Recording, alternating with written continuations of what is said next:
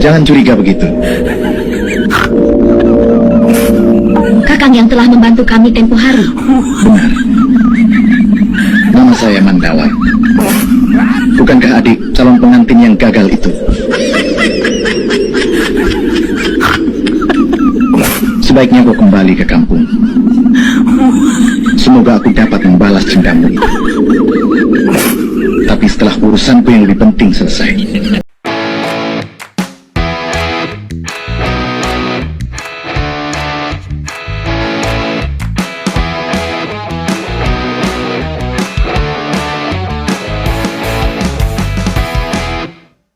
Oke guys, assalamualaikum warahmatullahi wabarakatuh. Kembali lagi bersama Blacker Majenang. Guys, si kadrun maning guys kie. Anies Baswedan. Kali ini kembali ke masjid guys. Di mana? Di Masjid UI guys, Jogja. Aduh, ini bah, kapan kamu sadarnya bah? Ini tolonglah, siapa yang bisa memulangkan Anies ke Yaman, tolonglah ini ya, cepat segerakan ini si orang Yaman ini, kadrun guys, pemecah belah bangsa, supaya pergi dari Indonesia guys. Ini rubes banget guys, yakin kayak kok. Anies Baswedan ceramah di Masjid Ulil Albab UII. Selamat pulang kembali ke UI, Mas Anies. Yang bener aja Pak, kalau Anies mau pulang itu ya pulangnya ke Yaman, jangan ke UII. Emang rumahnya Anies di UII. Coba kita lihat pidato Anies. Tidak berdampak baik bagi TNI sendiri, apalagi bagi negara. Karena itu, kalau boleh saya berpandangan, jika revisi ini memang bertujuan untuk memperkuat TNI, maka kita perlu memastikan tidak ada celah yang dapat mengalihkan fokus TNI dari tugas utamanya. Nah, dari zaman Rasulullah Shallallahu Alaihi Wasallam itu memang masjid itu digunakan untuk politik, itu memang boleh. Tapi politiknya yaitu mengajarkan dalil-dalil Al-Quran atau As-Sunnah yang diajarkan oleh Nabi Muhammad Shallallahu Alaihi Wasallam. Lah kalau Pak Anies ini ceramah di masjid malah ngegibah pemerintahan. Seseorang diangkat menjadi jenderal, naik menjadi komandan, naik menjadi panglima, bukan karena koneksi, relasi, famili, tapi berdasarkan prestasi. Oh, jadi gitu ya Pak. Kalau kita mau masuk kerja atau mau masuk kemana, itu kita harus mengandalkan prestasi ya Pak, bukan mengandalkan orang dalam gitu ya Pak. Lah terus yang ini siapa Pak? Yang ini Pak? Anies itu anak buah saya. Anak buah saya. Ketika dia minta izin pada saya untuk pindah ke Paramadina, apa yang terjadi di Paramadina? Itu rektor baru sudah terpilih. Sudah terpilih, tapi dianulir oleh yayasan. Yayasan itu ada di dalamnya kira-kira Sudirman Said. Kira-kira ada orang yang disebut pamannya Anies. Jadi ada Sudirman Said, ada orang yang disebut pamannya Anies, ada di situ kira-kira JK. Anies itu anak buah dalam arti tertentu, anak buahnya JK macam gitulah. Kenapa ya pendukung Anies ini kok sangat fanatik sekali? Nih, ada yang bilang Anies itu is the best, Anies itu adalah nabi. Ada yang bilang lagi bahwa Anies itu adalah nabi ke-26, nabi akhir zaman. Dan ada yang bilang lagi bahwa Anies itu adalah Imam Mahdi. Imam Mahdi kok kemarin waktu kampanye capres naik jet pribadinya Riza Khalid. Dan ini juga ada yang bilang nih bahwa Anies itu adalah wali. Yang tidak suka dengan Bapak Anies harus hati-hati. Kenapa? Ya, karena dalam suatu hadis disebutkan bahwa barang siapa yang memusuhi waliku, sesungguhnya aku mengumumkan perang terhadap dirinya. Kalau emang Anies itu wali, coba Anies itu suruh nyanyi timur ke barat, selatan ke utara, tak juga aku temukan gitu. Gimana ya kalau Anies itu jadi presiden Republik Indonesia? Soalnya dulu waktu jadi gubernur aja, Anies itu kerjanya itu cuman mengganti nama gitu. Nama rumah sakit diganti rumah sehat. Nah ini kalau jadi presiden terus mengganti kelamin, terus gimana rakyatnya? Tapi saya yakin sih kalau Anies Baswedan itu jadi presiden di Indonesia, pasti udara di Indonesia ini akan sejuk, akan segar kembali, dan tidak akan ada polusi udara di Indonesia. Karena apa? Karena pasti kendaraan bermotor seperti sepeda motor, mobil, pesawat, kereta api, pokoknya semuanya itu pasti dihilangkan tuh nanti sama Anies. Karena apa? Karena alat transportasi itu adalah kaki. Ya kita bisa lihat kalau orang yang cinta bangsa dan cinta negara dalam situasi dunia yang sedang tidak baik-baik saja, harusnya menyatukan pikiran, aspirasi, dan membawa persatuan nasional Indonesia lebih baik. Itu warga negara yang baik.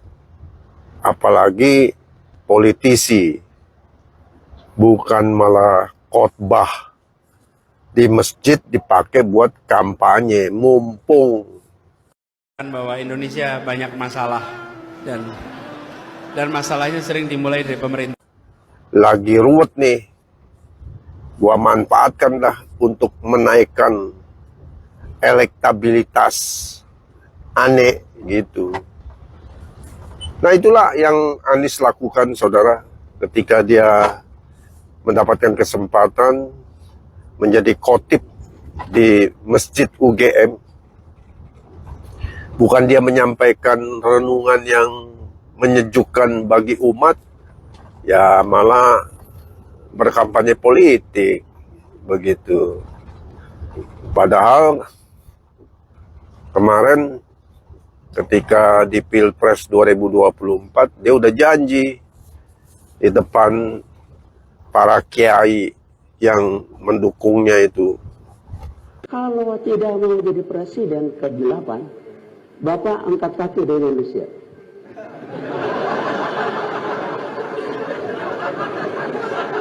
Siap? Siap, Presiden tadi? Jadi kalau kalah, tidak jadi presiden ke-8, disuruh pergi dari Indonesia katanya. Tapi saudara, ini memang orang yang bernama Anies ini memang, ya mohon maaf, ngomongan dan perbuatan memang tidak pernah sejalan.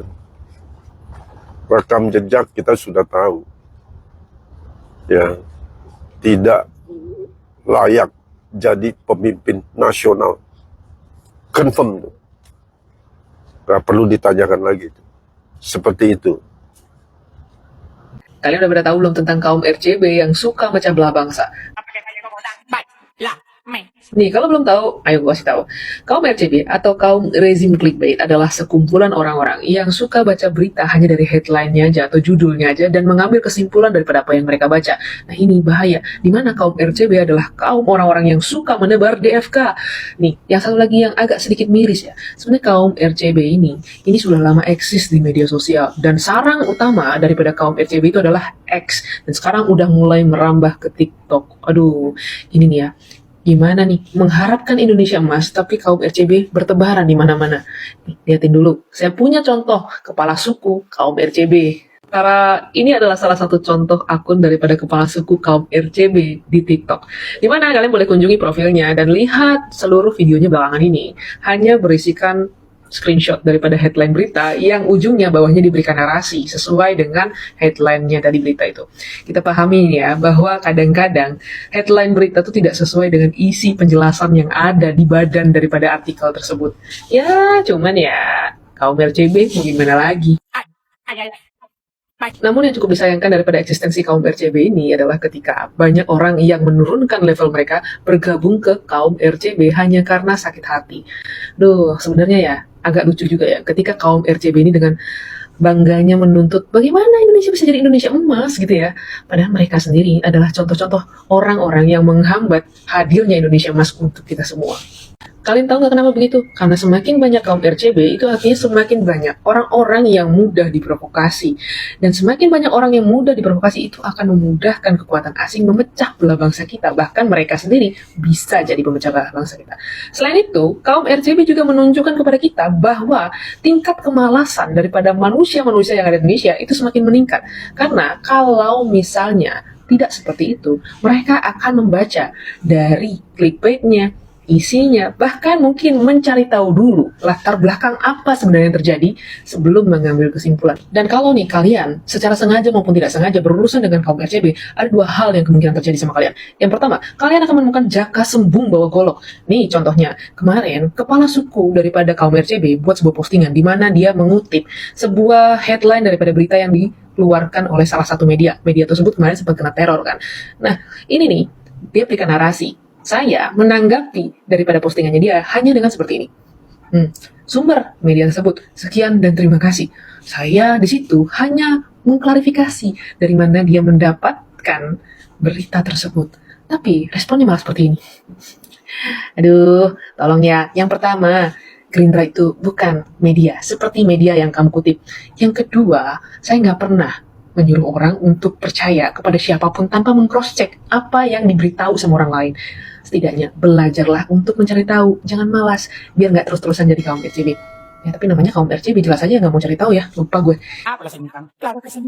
Nih, yang kedua yang akan terjadi sama kalian, kalau misalnya kalian berurusan dengan kaum RCB, bullying dan hate comment, hate speech. Ini nih, lu liatin, masih daripada komen yang sama. Dan kesimpulan daripada semua ini, kalau kalian yang ngelihat video ini adalah orang-orang yang ingin Indonesia menjadi Indonesia emas, maka jauhkanlah diri kalian daripada kaum RCB. Dan jangan sampai membiarkan diri kalian untuk jadi kaum RCB. Perdamlah literasi, jangan mudah diprovokasi, jangan mudah percaya akan apapun yang disampaikan orang lain. Cari tahu dulu, baca dulu, pertebal dulu ilmu, supaya kalian tidak mudah diprovokasi dan di orang. Jadi ya, cuman itu aja yang bisa saya sampaikan. Kita akan tunjukkan siapa sih yang sebenarnya intellectual quotient-nya 78. Tuh, berarti benar yang saya inginkan yaitu si Anies Baswedan. Itu biar pergi dari Indonesia, guys. Pulang ke Yaman. Siapa yang setuju, guys? Kalau si Anies Baswedan itu pergi, angkat kaki dari NKRI ataupun Negara Kesatuan Republik Indonesia ini, guys. Ada yang setuju? Yang setuju tolong komentar saja, guys ya. Karena apa? Bahaya banget ini memang si rajanya politik identitas ya, guys. Si Anies Baswedan, guys. Oh no.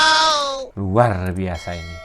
Karena apa? Yang mereka serang itu adalah masjid. Kenapa mereka serang masjid?